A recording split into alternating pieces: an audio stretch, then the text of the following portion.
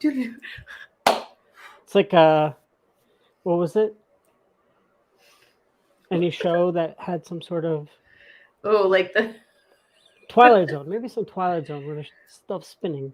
well, also Star Trek, and it had like the glitter and the bowls, like and then a little Wayne's World in there too. Welcome to Mystic AF. My name is Keelan Siobhan Clark, and we are here to explore mysticism and 21st century leadership. And today I have with me my friend Eddie. Thank you for being here. My pleasure. I'm glad you're here because, as I mentioned in like the preview to this today, boys deserve magic too. Boys get to have magic too, because I think that, especially when I entered this space as a female, a lot of female coaches and mystics and psychics, and were very much attracted.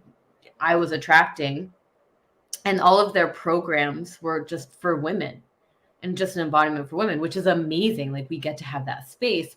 But one of the stands that I'm for is really mixing together the mystic and the leadership, which I find the mystic to be more feminine and the leadership piece of it being more masculine, and really like blending them together.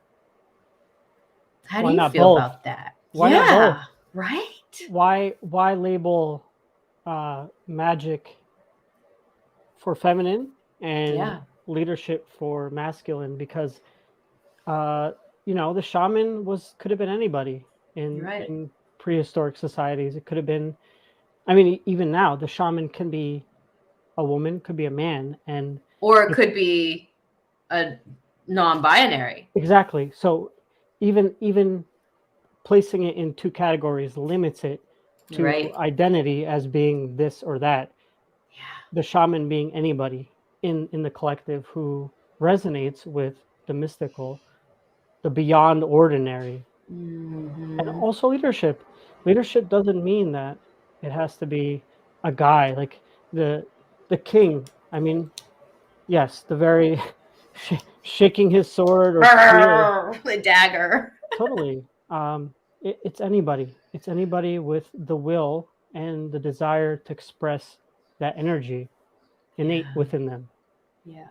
And we are masculine and feminine, all swirled, all swirled together, aren't we? Yeah. Yes, yes. It's a beautiful concoction. It's a swirl, a mix of everything.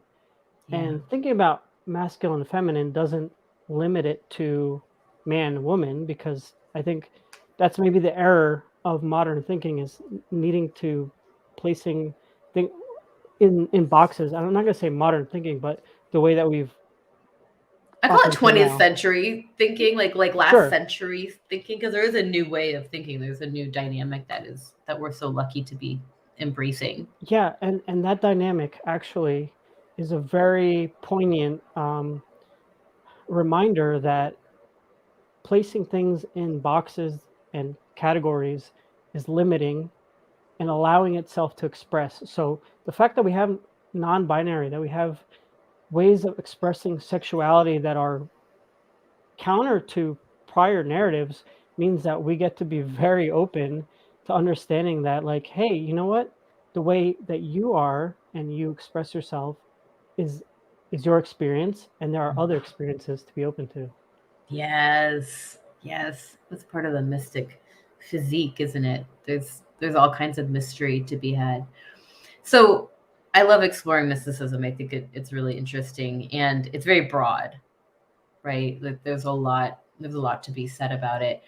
What mystic gifts do you feel like you personally have that you bring to the table? For me, it's always been deep insight. I Mm-hmm. love plumbing the depths. I like going into the dark, weird, drippy, kind of whatever caves, caverns of the psyche and the soul. Like that is my gift, to go into the places that are maybe strange, maybe uncomfortable, maybe new, and shed some light on it, meaning like putting awareness and articulating it in a way that hasn't been yet said, or Yeah. remixing it. Like, a lot of contemporary music and art is about remix. Like, we all stand on the shoulders of giants, and I think that applies to me. Like I take influence from so many people that have come before me, and I take what I see and express it in a way that is unique and hopefully illuminating. Right? Wiley agrees. Come here, buddy. He's on high alert. Something's out there. I love that because you're right. There's a remixing and it's a nod to the past, right? And it's really looking at what has worked in the past. What are we honoring? And then what hasn't worked and what can we take forward? Hey, you're fine. Yeah, we're in an interesting place in history where, from my experience, modernity or people who lean towards accepting modern ways of being, maybe at times have forsaken or kind of pushed away traditional things that are labeled traditional and older ways of viewing things as being outdated, and yet there's wisdom to be seen in things that have survived many years. And I So feel it's like, what's coming up for me really powerfully right now is medicine, like natural homeopathic medicine and like, and there's modern marvels that happen all the time with our healthcare system. I mean, but we do see like there's a lot to be said about the ancient ways, yeah, right? That totally. because some of the medicating that's happening now, it's over medicating, it's overproduced. And I think that that's a really good example of what you're talking about is when the modern sometimes goes too far and we get to pull it back. Yeah, so in my family, my grandfather was an herbalist and a homeopath, and that really resonates with me because actually a lot of our medicine, if not all of it, comes from Some sort plants. of It comes from some derivative of a plant, of a medicine that an has a property idea. and an idea that has certain properties, that has healing properties, and it's viewed from a different lens. Yet when we take traditional medicine, which is now considered alternative medicine, um, there's a lot to be said about plants and the individual, like the medicine applying to the individual basis of where they're coming from, like what their body type is. Modern medicine says like, hey, here is a heart medication that applies to a large swath of population where, it may or may not work for some of you. And my friend Rachel was on earlier this week during the full moon, and she was talking a lot about she's really getting into herbalism and the planting of it and what sort of intentions and energy is she putting while she's germinating the seeds. And she's been making essence. She actually is sending me stuff, and she said it really offhandedly, but she's like, if you drink this, you're probably going to start to see ghosts. And I'm like, it's going to be here on Saturday. And I'm like, okay, I'm gonna do a little more research before I chug that shit. Yeah, green thumb isn't just for people who are gardeners. I mean, we've had a symbiotic relationship to plants. Like, you can even look at some plants exist or propagate based on their way of like being with humans, right? Like we can look at how modern agriculture looks like and say, hey, it looks like grass for its spiritual energy has somehow ingrained itself into the human consciousness of being planted everywhere and taken care of more than other plants. Yeah. I love the herbalism and the tonics because, well, I mean, Darren says this a lot, and I'm gonna take what he says. He's like, the earth don't need us. Like plants can survive. Like if you look at something like Chernobyl, and in the 35 years since the disaster happened, how they weren't sure what was going to come back, right? And you can just see how the plants have just taken over everything. Yeah, that's a great reminder. Something that I think about a lot is stewardship. Humans get to be stewards of the earth. And stewardship means caretaker, facilitator. Doesn't mean dominating, it doesn't mean exploiting. It means we are here, we have a certain level of consciousness and experience and capabilities with our minds and our bodies to shape the land and take care of it. and also work with it. And that's a great reminder. Like Chernobyl, hey, the Earth doesn't need saving. And this is my, I'm coming from this perspective of it doesn't need saving. We get to steward. We are Yeah. here, and it's a gift for us to be in this experience of interaction with the land. Yeah, it's a gift for us to be here. It really is. And one of my goals and missions and intentions, specifically with this show, is bringing people on who are in alignment with leaving the earth a better place than we found it. You know, anytime we go out into nature, like pick up extra garbage, like leave it better than you found it, because unfortunately, that message hasn't come across to all cultures, to all, groups and societies quite yet. And we create a lot of waste. Yeah, and there's a lot to unpack there. The primary thing here, I love that you said it, and it's one of my guiding principles, is leave it better than I found it. Yeah. And it starts at home.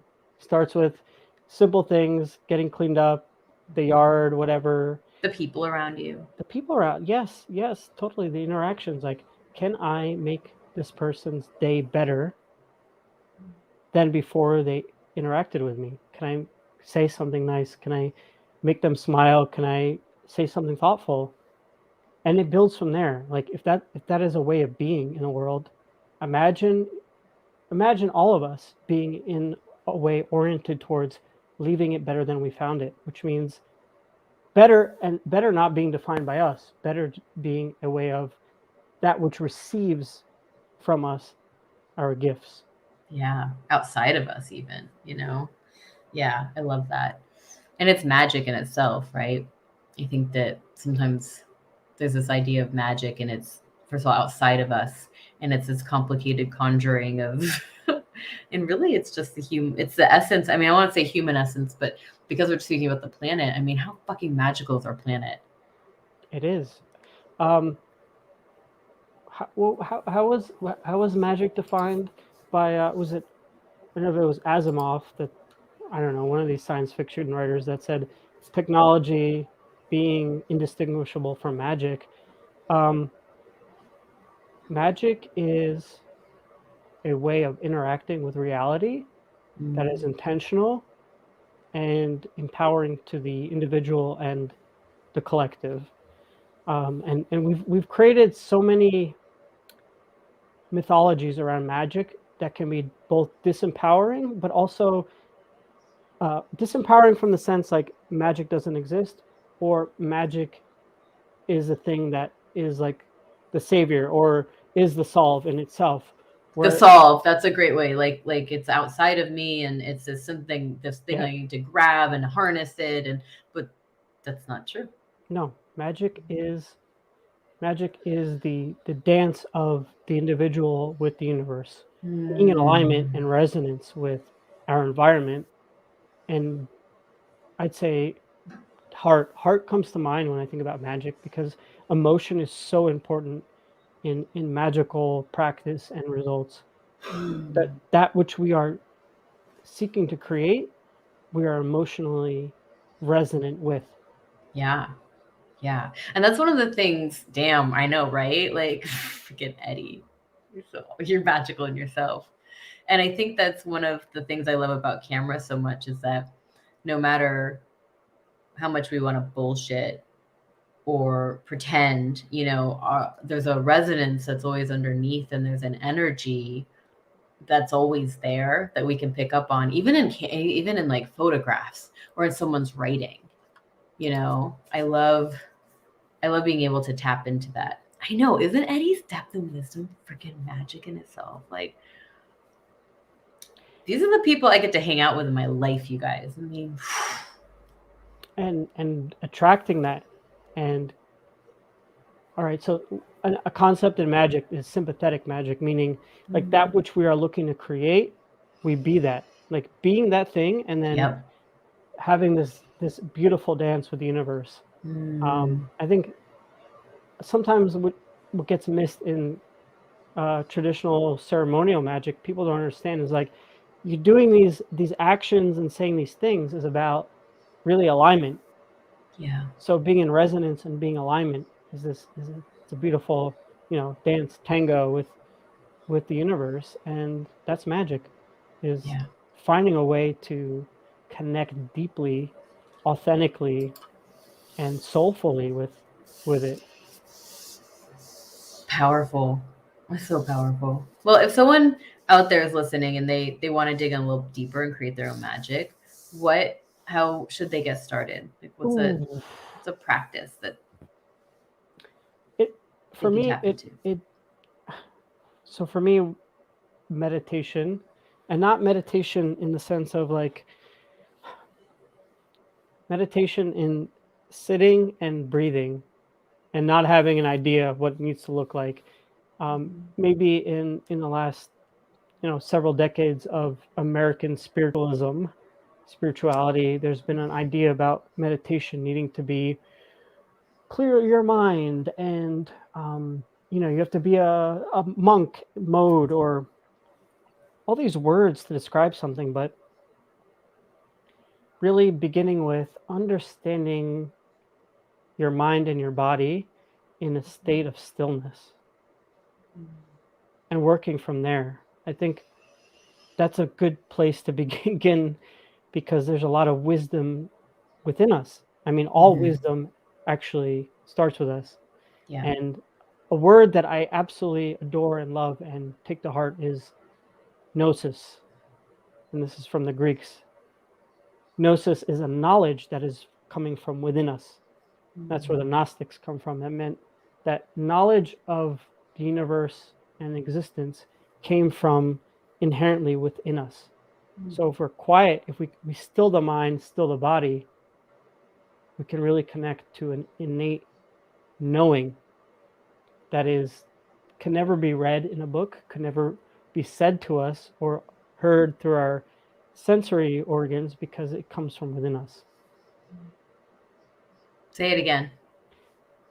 There is a knowledge within us that doesn't come from listening, reading, it just is innately in our bodies. It's in our beingness that we get to know the nature of reality. Yeah. What's the word again? Gnosis. Gnosis. Almost like hypnosis. Or knowledge. Got it. The spelling of it, it's not too far actually, because hypnosis, I don't know the root word, where the root hip comes from, but I'm sure it has to do with some sort of control, like directing, because hypnosis means directing the knowledge, or some sort of, I would assume. I mean, I'm sure there's some listener that could take me to task. You guys on know, this. Please drop a comment. But you're right on guessing that hypnosis and gnosis are related. Yeah. Yeah, it sounds like it, because it's that deep knowing, right? And there's a hypnosis to get you into that state. Russian bot in the house, not answering our question. Oh, Eddie, thank you for being here. My pleasure. So awesome. Really appreciate it. Is there anything else you want to leave the group with tonight? Really know that you are all magicians, witches, mystics. All that is there for you. It's all within you. That knowledge that you really need to know is within you. Yes, there's books that can help you. There's other mentors, seekers, guides. But that which you seek is within you, and trust yourself to know that you are the thing that you've been looking for. Yeah. Yes. Eddie, dropping the knowledge. Will you come back sometime? Absolutely. Yay. Thank you. Oh, here we go. Sheldon's in the house. Hypno word forming element meaning sleep from the Greek, sleep from pi. All right. So hypno is sleep. Thank you, Sheldon. Hi, Susan. Yeah. So Thank you so much for being here. We'll have you back on again. And everyone, thank you for watching. Whatever landed from what Eddie shared, please drop a comment and show him some love. If you're watching on YouTube, please smash that subscribe button. And tell your friends and share the video. And not yet. We're getting there. I'm working on our budget. It's pretty bare bones right now.